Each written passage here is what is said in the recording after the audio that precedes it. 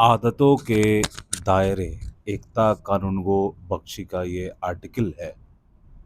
इसमें ये लिखती हैं कि हम सभी का जीवन विभिन्न परिस्थितियों और भांति-भांति के लोगों के साथ बीतते हुए ही बनता है। यह ज़रूर हमें महसूस होता है कि हम रोज़मर्रा के सामान्य दिनों में हम अपनी दिनचर्या की पुनरावृत्ति कर रहे हैं, जबकि हमारा हर दिन अपने आप में अलग होता है। पत्र-पत्रिकाओं और सोशल मीडिया में अक्सर ऐसी पहेलियाँ आती रहती हैं, जिनमें कुछ एक से दिखने वाले 2 चित्र हमारे सामने रख दिए जाते हैं और हमें उनमें अंतर खोजना होता है। बहुत गौर से देखने पर सूक्ष्म अंतर हमें नज़र आता है। जैसे किसी एक में व्यक्ति का चेहरा बिना किसी भाव के है, तो दूसरे में वह मुस्कुरा रहा है। ऐसे ही हमारे जीवन के एक से दिखने वाले दिन भी एक दूसरे से काफ़ी अलग होते हैं। अक्सर सूक्ष्म भिन्नताओं को हम देख नहीं पाते और अपनी नियमित आदतों की धुन में बने रहते हैं। हम बस एक निश्चित जीवन शैली बना लेते हैं और उस पर लगातार बने रहने में संतुष्टि पाने लगते हैं। यह गलत भी नहीं है। अच्छी आदतों को दोहराते रहना बुरा भी नहीं है, पर अगर हम किसी मशीन की तरह रोज के कामों को करते ही रहते हैं, बाकी चीज़ों के प्रति हम सचेत नहीं हैं, कोल्हू के बैल या तांगे के घोड़े की तरह एक धुन में अपना रोज का काम निपटा रहे हैं, तो हमें एक बार रुक कर थोड़ा विचार करने की ज़रूरत है। अपनी दिनचर्या को पूरी तरह से नियमों से बंधा हुआ रखने के बजाय थोड़ा-सा लचीलापन रखना, जिसमें बदलाव की थोड़ी बहुत गुंजाइश बनी रहे, अपने समय को खुद बनाने के लिए शायद ठीक ही होगा। हर दिन अपने आप में नया होता है। थोड़े बहुत बदलाव से हम उसकी सही उपयोग, बेहतर प्रबंधन कर सकते हैं। यह समझ हमें जीवन से जुड़ी अनिश्चितताओं को लेकर अधिक सहज और स्वाभाविक भी बनाती है। अचानक से आई नई-नई परिस्थितियों को लेकर भी हमारी प्रतिक्रिया सहज होने लगती है और हम अधिक संयम के साथ अब उसका सामना कर पाते हैं। जब हम अपने ही बनाए ढांचे से समय-समय पर अपने को मुक्त करते हैं, तो खुद को सुरक्षा घेरे से थोड़ा बाहर निकालने की चुनौती देते रहते हैं। तब हम पहले से अधिक बेहतर, संतुलित और सक्षम भी होने लगते हैं। हम सिर्फ किसी यंत्र की तरह काम नहीं कर रहे होते, जिसे निर्धारित काम और परिस्थिति की जगह कुछ और काम या परिस्थितियां हट कर दे दी जाएं, तो यंत्र काम करना बंद कर देता है।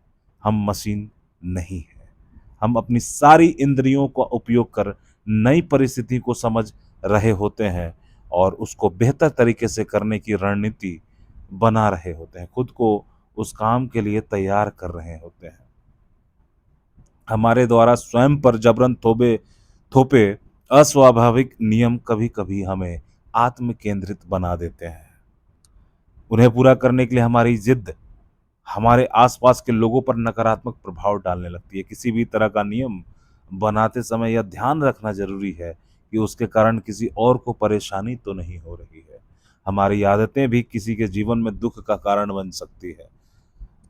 अपनी दिनचर्या में हम पेड़-पौधों को रोज़ पानी पिलाते हैं, यह हमारी नियमित आदत है और इसमें हमें संतुष्टि मिलती है।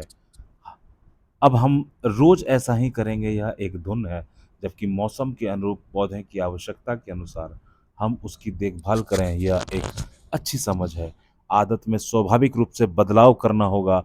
मसलन कल से मैं सुबह उठकर अपनी सेहत के लिए विशेष तरह का भोजन का सेवन करूँगा। थोड़ा जल्दी उठकर अपने लिए अपने अनुसार भोजन बनाऊँगा और इस बात का ध्यान रखूँगा कि मेरे कारण दूसरों की दिनचर्या में कोई व्यवधान ना आए। ऐसी समझ और आदतों की शुरुआत से समग्र जीवन में सकारात्मक बदलाव आने लगते हैं। यह हमारे व्यक्तित्व के हर पक्ष को छूता है। हमें दूसरों की ज़रूरतों के प्रति भी और संवेदनशील बनाता है। अपने लिए कुछ करते हुए हमारे मन में दूसरों की सुविधा, असुविधा का भी ख़्याल बना रहता है। आदतों का बनना और आदतों की कैद से खुद को समय-समय पर निकालना, दोनों ही बेहद ही महत्वपूर्ण है। फिर उसका संबंध हमारे द्वारा लंबे समय से बनाए गए विचारों से हो या हमारे द्वारा किए जा रहे व्यवहार से। किसी एक विचार से जुड़ी सामग्रियों से हटकर भी हमें अक्सर अलग विचारों को खुले दिमाग से सुनने की का प्रयास करते रहना चाहिए। हो सकता है इसके ज़रिए हम पुराने और प्रचलित विचारों की जगह अपनी नई बेहतर सोच विकसित कर सकें, जो और लोगों को प्रेरणा दी जाए। हमारे व्यवहार को हमें समय-समय पर व्यक्ति और परिस्थितियों को देखते हुए संशोधित करते रहना चाहिए। हमारी हँसी-मज़ाक की सहज प्रवृत्ति हमेशा ही सबको सहज लगे, ज़रूरी नहीं है। अगर हम हमेशा अन्यों के साथ आदेशात्मक रवैया अपनाते हैं, तो वह भी कड़वाहट और वैमनस्य का कारण बन सकता है। परिस्थिति और अन्यों की मनःस्थिति को समझते हुए उपयुक्त भाषा, शिष्टाचार के साथ अपनी बात को रखना, अपने व्यवहार को सौम्य बनाना और व्यवहार में यह सकारात्मक लचीलापन हमारी अच्छी आदतों में शुमार किया जाना चाहिए। जीवन को रोमांच, सरल, सहज, विवेकी रहकर आगे बढ़ते रहने में है।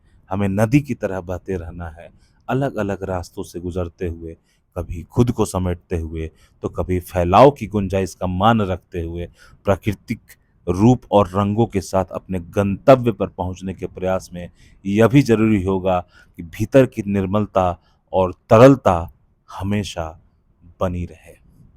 धन्यवाद।